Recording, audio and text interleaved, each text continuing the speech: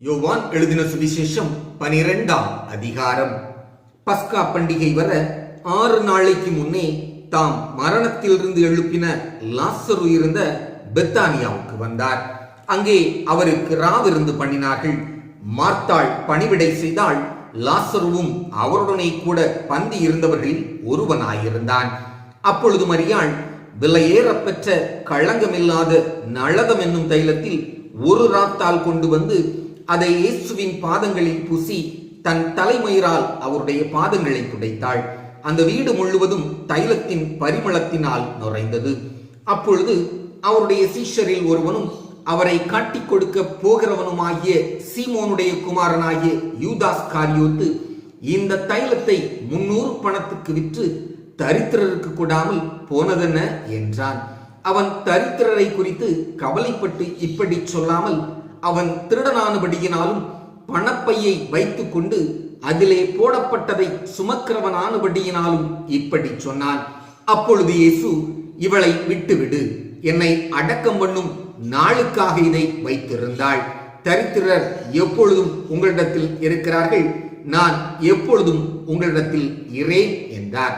அப்பொழுது யூதரில் திரளான ஜனங்கள் அவர் அங்கே இருக்கிறதை அறிந்து, இயேசுவின் நிமித்தமாக மாத்திரமல்ல, அவர் மரித்தோரிலிருந்து எழுப்பின லாசருவை காணும்படியாகவும் வந்தார்கள். லாசருவின் நிமித்தமாக யூதர்களில் அநேகர் போய் இயேசுவினிடத்தில் விசுவாசம் வைத்தபடியால் பிரதான ஆசாரியர்கள் லாசருவையும் கொலை செய்ய ஆலோசனை பண்ணினார்கள். மறுநாளிலே இயேசு எருசலேமுக்கு வருகிறார் என்று பண்டிகைக்கு வந்த திரளான ஜனங்கள் கேள்விப்பட்டு குருத்தோலைகளை பிடித்துக் கொண்டு அவருக்கு எதிர்கொண்டு போகும்படி புறப்பட்டு, ஓசன்னா, கர்த்தருடைய நாமத்தினாலே வருகிற இஸ்ரவேலின் ராஜா ஸ்தோத்தரிக்கப்பட்டவர் என்று ஆர்ப்பரித்தார்கள். அல்லாமலும், சீயோன் குமாரத்தியே, பயப்படாதே, உன் ராஜா கழுதை குட்டியின் மேல் ஏறி வருகிறார் என்று எழுதியிருக்கிற பிரகாரமாக இயேசு ஒரு கழுதை குட்டியை கண்டு அதன் மேல் ஏறி போனார். இவைகளை அவருடைய சீஷர்கள் துவக்கத்திலே அறியவில்லை. இயேசு மகிமை அடைந்த பின்பு இப்படி அவரை குறித்து எழுதியிருக்கிறதையும் தாங்கள் இப்படி அவருக்கு செய்ததையும் நினைவு கூர்ந்தார்கள்.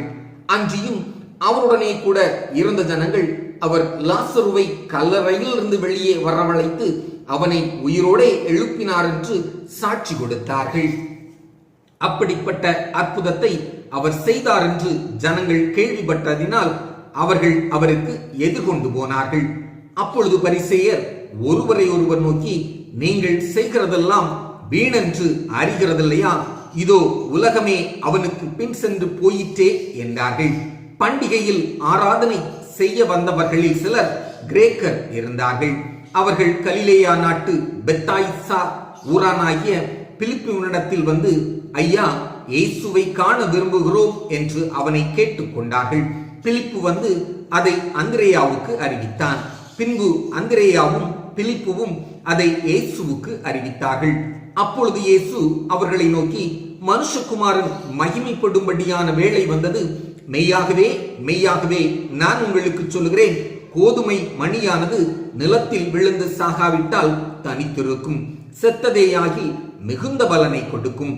தன் ஜீவனை சிநேகிக்கிறவன் அதை இழந்து போவான். இந்த உலகத்தில் தன் ஜீவனை வெறுக்கிறவனோ அதை நித்திய ஜீவ காலமாய் காத்துக் கொள்ளுவான். ஒருவன் எனக்கு ஊழியம் செய்கிறவனானால் என்னை பின்பற்ற கடவன். நான் எங்கே இருக்கிறேனோ அங்கே என் ஊழியக்காரனும் இருப்பான். ஒருவன் எனக்கு ஊழியம் செய்தால் அவனை பிதாவானவர் கனம் பண்ணுவார். இப்பொழுது என் ஆத்துமா கலங்குகிறது. நான் என்ன சொல்லுவேன்? பிதாவே, இந்த வேளையினின்று என்னை இரட்சியும் என்று சொல்வேனோ? ஆகிலும் இதற்காகவே இந்த வேளைக்குள் வந்தேன். பிதாவே, உமது நாமத்தை மகிமைப்படுத்தும் என்றார். அப்பொழுது, மகிமைப்படுத்தினேன், இன்னமும் மகிமைப்படுத்துவேன் என்கிற சத்தம் வானத்திலிருந்து உண்டாயிற்று. அங்கே நின்று கொண்டிருந்து அதை கேட்ட ஜனங்கள், இடிமுழக்கம் உண்டாயிற்று என்றார்கள். வேறு சிலர், தேவதூதன் அவருடனே பேசினான் என்றார்கள். இயேசு அவர்களை நோக்கி, இந்த சத்தம் என் நிமித்தம் உண்டாகாமல் உங்கள் நிமித்தமே உண்டாயிற்று. இப்பொழுதே இந்த உலகத்துக்கு நியாய தீர்ப்பு உண்டாகிறது. இப்பொழுதே இந்த உலகத்தின் அதிபதியா புறம்பாக தள்ளப்படுவான். நான் பூமியிலிருந்து உயர்த்தப்பட்டிருக்கும் போது எல்லாரையும் என்னிடத்தில் இழுத்துக் கொள்ளுவேன் என்றார். தாம் இன்னவிதமான மரணமாய் மரிக்கப் போகிறார் என்பதை குறிக்கும்படி இப்படி சொன்னார். ஜனங்கள் அவரை நோக்கி, கிறிஸ்து என்றைக்கும் இருக்கிறார் என்று வேதத்தில் சொல்லியதை நாங்கள் கேள்விப்பட்டிருக்கிறோம். அப்படி இருக்க மனுஷகுமாரன் உயர்த்தப்பட வேண்டியதென்று எப்படி சொல்லுகிறீர்? இந்த மனுஷகுமாரன் யார் என்றார்கள். அதற்கு இயேசு, இன்னும் கொஞ்ச காலம் ஒளி உங்களிடத்தில் இருக்கும், இருளில் நீங்கள் அகப்படாதபடிக்கு ஒளி உங்களோடு இருக்கையில் நடவுங்கள். இருளில் நடக்கிறவன் தான் போகிற இடம் இன்னதென்று அறியான். ஒளி உங்களோடு இருக்கையில் நீங்கள் ஒளியின் பிள்ளைகளாகும்படிக்கு ஒளியினிடத்தில் விசுவாசமாய் இருங்கள் என்றார். இவைகளை இயேசு சொல்லி அவர்களை விட்டு மறைந்தார். அவர் இத்தனை அற்புதங்களை அவர்களுக்கு முன்பாக செய்திருந்தும் அவர்கள் அவரை விசுவாசிக்கவில்லை. கர்த்தாவே, எங்கள் மூலமாய் கேள்விப்பட்டதை விசுவாசித்தவன் யார்? கர்த்தருடைய புயம் யாருக்கு வெளிப்பட்டது என்று ஏசாயா தீர்க்கதரிசி சொன்ன வசனம் நிறைவேறும்படி இப்படி நடந்தது. ஆகையால் அவர்கள் விசுவாசிக்க மாட்டாமல் போனார்கள். ஏனெனில் ஏசாயா பின்னும் அவர்கள் கண்களினால் காணாமலும் இருதயத்தினால் உணராமலும் குணப்படாமலும் இருக்கும்படிக்கும், நான் அவர்களை ஆரோக்கியமாக்காமல் இருக்கும்படிக்கும் அவர்களுடைய கண்களை அவர் குருடாக்கி அவர்கள் இருதயத்தை கடினமாக்கினார் என்றான். ஏசாயா அவருடைய மகிமையை கண்டு அவரை குறித்து பேசுகிற போது இவைகளை சொன்னான். ஆகிலும் அதிகாரிகளிலும் அநேகர் அவரிடத்தில் விசுவாசம் வைத்தார்கள். அப்படி இருந்தும் ஜெப ஆலயத்துக்கு புறம்பாக்கப்படாதபடி பரிசேயர் நிமித்தம் அதை அறிக்கை பண்ணாதிருந்தார்கள். அவர்கள் தேவனால் வருகிற மகிமையிலும் மனுஷரால் வருகிற மகிமையை அதிகமாய் விரும்பினார்கள். அப்பொழுது இயேசு சத்தமிட்டு, என்னிடத்தில் விசுவாசமாயிருக்கிறவன் என்னிடத்தில் அல்ல, என்னை அனுப்பினவரிடத்தில் விசுவாசமாயிருக்கிறான். என்னை காண்கிறவன் என்னை அனுப்பினவரை காண்கிறான். என்னிடத்தில் விசுவாசமாய் இருக்கிறவனவனும் இருளில் இராதபடிக்கு நான் உலகத்தில் ஒளியாக வந்தேன். ஒருவன் என் வார்த்தைகளை கேட்டும் விசுவாசியாமற் போனால் அவனை நான் நியாயம் தீர்ப்பதில்லை. நான் உலகத்தை நியாயம் தீர்க்க வராமல் உலகத்தை ரட்சிக்க வந்தேன். என்னை தள்ளி என் வார்த்தைகளை ஏற்றுக்கொள்ளாதவனை நியாயம் தீர்க்கிறதொன்று இருக்கிறது.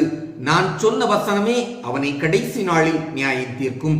நான் சுயமாய் பேசவில்லை, நான் பேச வேண்டியது இன்னதென்று, உபதேசிக்க வேண்டியது இன்னதென்றும் என்னை அனுப்பின பிதாவே எனக்கு கட்டளையிட்டார். அவருடைய கட்டளை நித்திய ஜீவனாய் இருக்கிறது என்று அறிவேன். ஆகையால் நான் பேசுகிறவைகளை பிதா எனக்கு சொன்னபடியே பேசுகிறேன் என்றார் என்பதே.